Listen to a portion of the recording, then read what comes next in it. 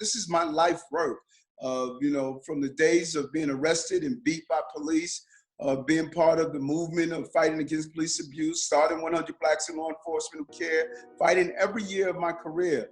It's about how do we come together and start doing something that we've lost the ability to do, and that's communicate.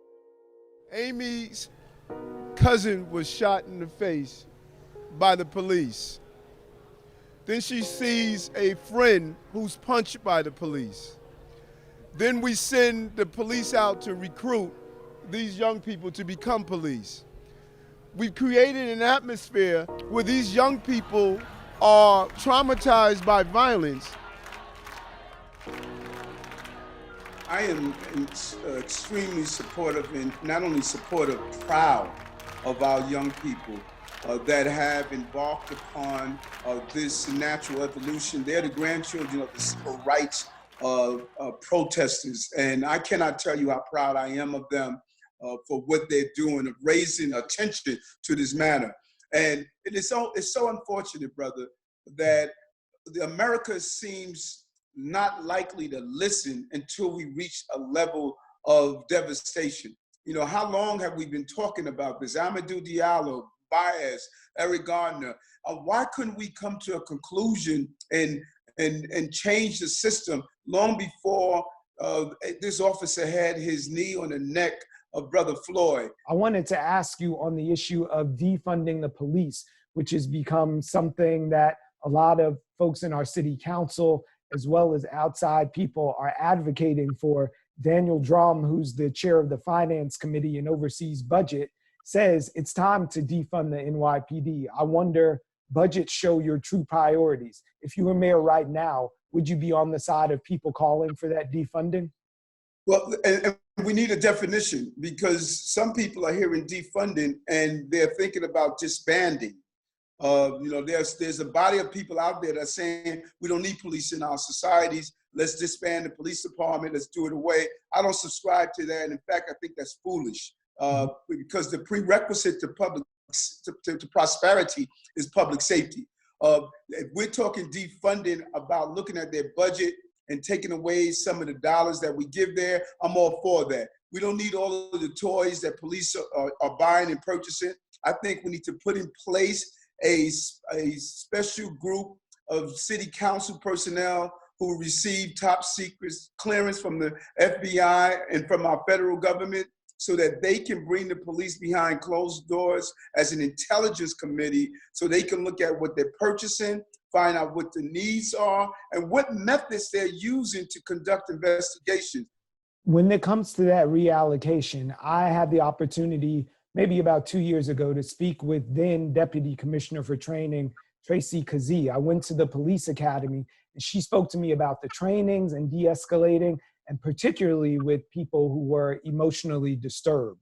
And they walked me through a scenario of de-escalation. I had on the full kit with the firearm, a body camera, some pepper spray, all of these tools. And I asked which was the most important in de-escalating a situation. And I was told none of these. The most important thing was your voice.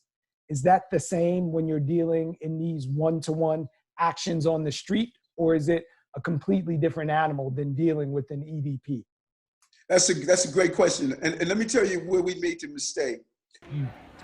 When we have these encounters, they call what's called mobilizations, level 1, level 2, level 3. And that depends on the body count, the number of people who are being deployed. You know at the start of your tour that if there's a level 1 mobilization call, you have to respond to wherever the crisis is. We don't take into account the ability of the officers who are being deployed to these mobilizations. We just look at the entire pool of police officers and we just send them there. Right. Brother, everyone is not meant for every assignment in a career. And so we have to stop saying, hey, you're an anti-crime officer that spent your entire career going after bad guys. Now we're going to take you, put you on the front line of someone yelling at you, spitting at you, screaming at you, and expect for you to have the mental capacity to say, I'm here to de-escalate the situation. That's not a reality. We need to have those well-trained conflict resolutions, people who have the demeanor to carry out those type of skills, and we're not doing that. We're saying if you are a police officer, you could do any assignment in the police department. That's wrong. No other career will allow that to happen. We have to stop allowing that to happen in policing. I was out Sunday afternoon in Flatbush, right behind the Sears, and I could see some of those officers were afraid. It was clear that there was fear there, and they were professional, and it was a temperature change. I wonder how you see that fear turning into violence and a way to switch that pattern, because they were afraid. And it's real fear, you know, and I know it firsthand. Being afraid really could cloud your decision. And the best way to dissipate that fear is your knowledge of the community and the people in the community. We cannot continue to have people come from all over the city and attempt to de-escalate situations in communities they know nothing about.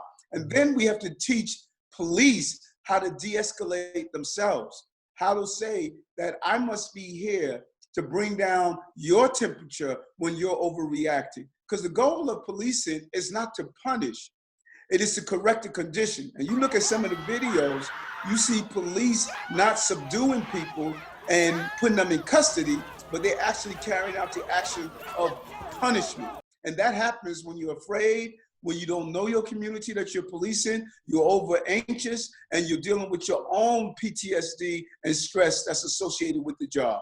I wondered, as Brooklyn station, do you have a message that you want to deliver specifically to us, from us, in a way that Brooklyn people will receive it like no others on the national stage will? Yes, no, it's so true, and that's powerful because, you know, I remember, brother, September 11, 2001, and watching the Trade Center collapse and going there that night and seeing the ashes and people filled with soot and the ground was smoldering. I never experienced anything like that before. And I said to myself, I don't know if we're gonna make it through this. But 9/12, something happened. Brooklyn got up. Teachers taught, retailers opened their stores, builders built, and America looked at us, and we were the epicenter of the attacks. And just as now, we're the epicenter of the virus with a number of deaths. People are watching us. And at the heart of this country is New York. And at the heart of New York is Brooklyn. How we lead through these crises will determine how America is going to lead through these crises. We did it before, we're gonna do it again. We're going to be fine because we're made up of the best stuff on earth, and that's Brooklynites.